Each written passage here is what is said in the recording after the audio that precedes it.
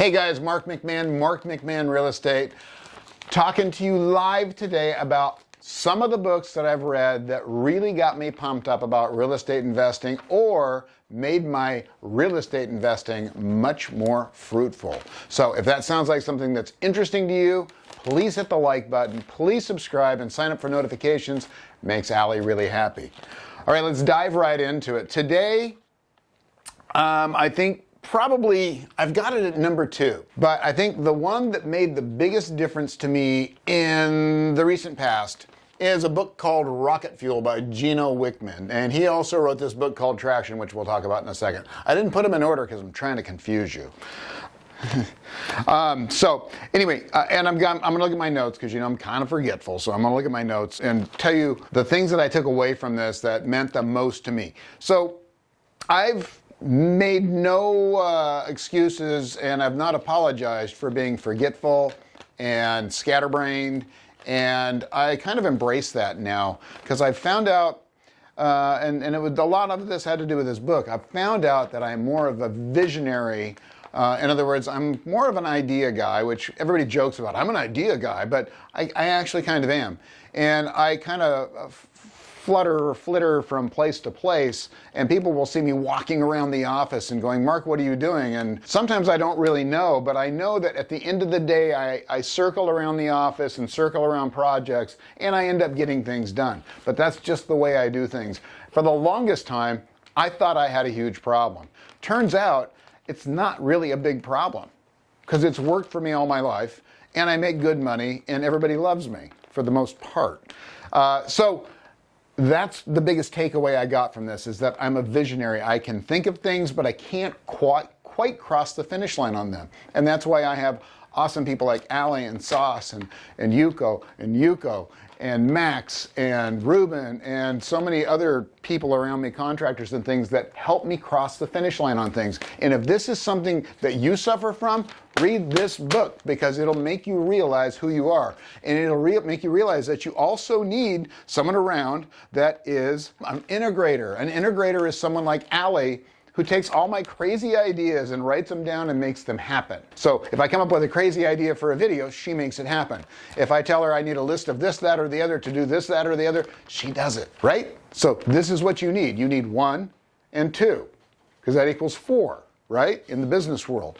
You need both elements to make things happen. So I'm talking about this one longer than I'll talk about the others, because it meant a lot to me. It really honestly did. I honestly thought I had a mental problem, but people around me may disagree with this, but I don't think I do now. So anyway, so the next one I want to talk about is Traction, which is a follow-up by Gino Wickman to Rocket Fuel, and it talks about how to find people that are better than you. So I needed someone that could help me stay organized and was smart and quick and could kind of read my mind. And so Allie came along, and she's that person now. I also have Sauce, who does a little bit more of the business planning stuff with me, and then my wife Yuko, who is more of the financial side.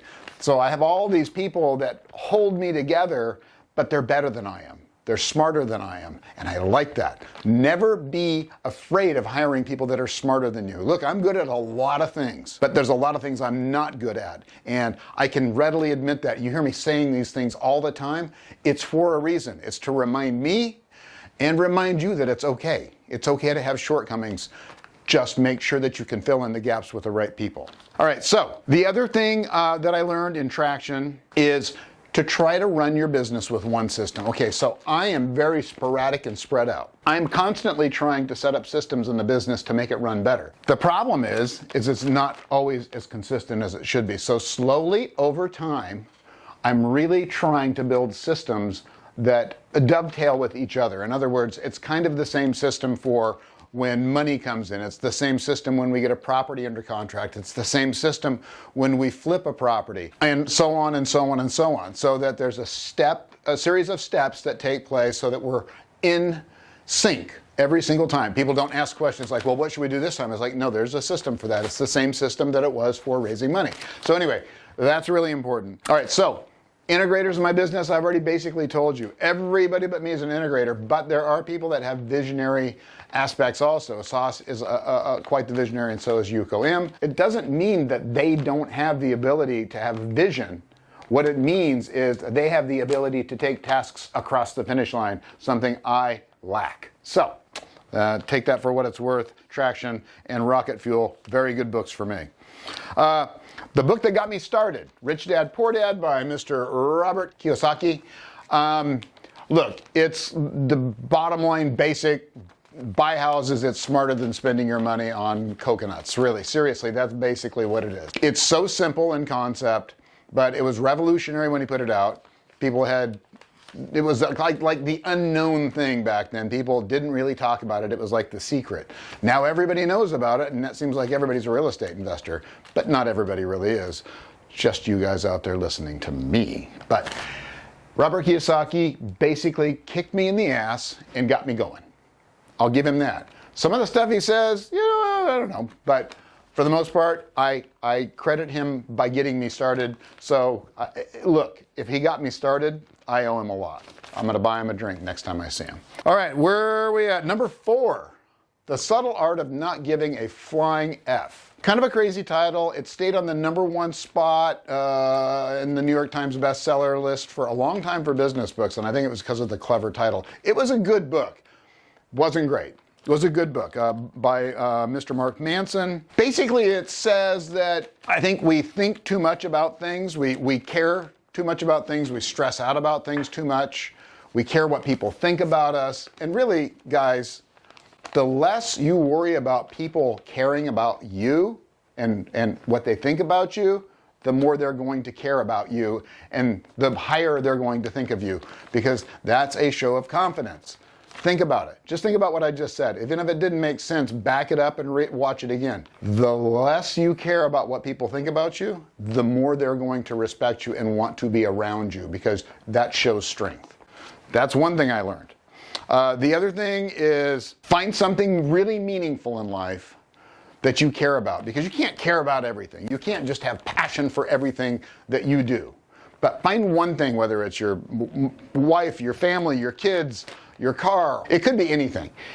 If you can find that one thing and put a lot of passion into that and live your life not caring so much about the other stuff, obviously living your life to the fullest and wanting to accomplish things to your fullest, but not caring so much about the outcome that you stress out all the time, things will actually get better.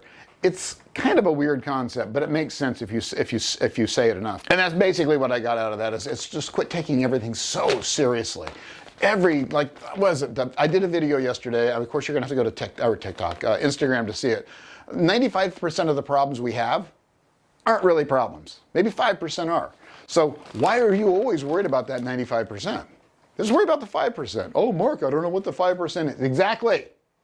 If you don't know what they are, why are you worried? You got a 95% chance that whatever the hell you're worried about is not something you need to worry about.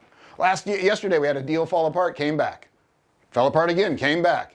The guys are going, oh my God. I'm going, dude, chill out. Don't worry about it. You'll get another one tomorrow, or this one will work out. Either way, it doesn't matter. It worked out. Oh, generally does 95% of the time. So, the subtle art of not giving a flying F. It's actually the subtle art of not giving an F, but it makes sense. Makes sense. All right, and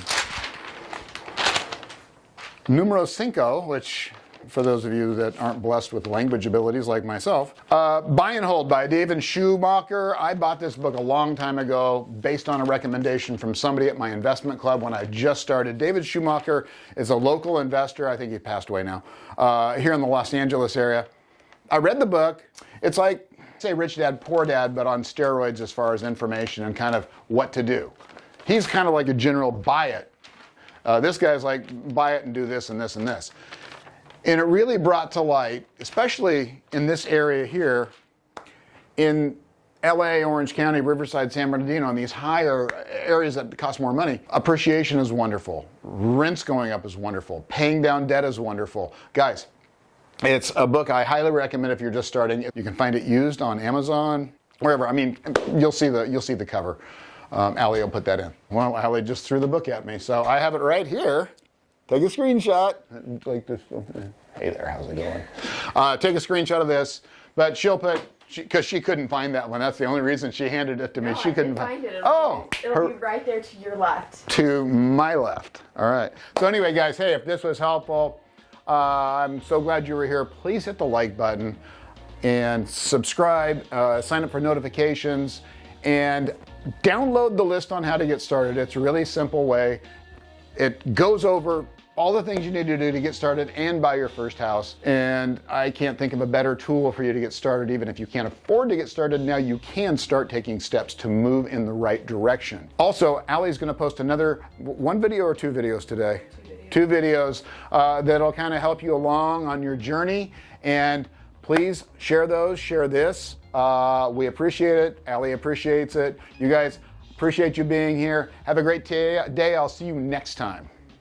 Hey guys, check out these two videos. They're really going to help you on your investment journey.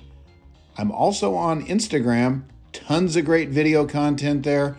Really good stuff. Please subscribe. I'll see you next time.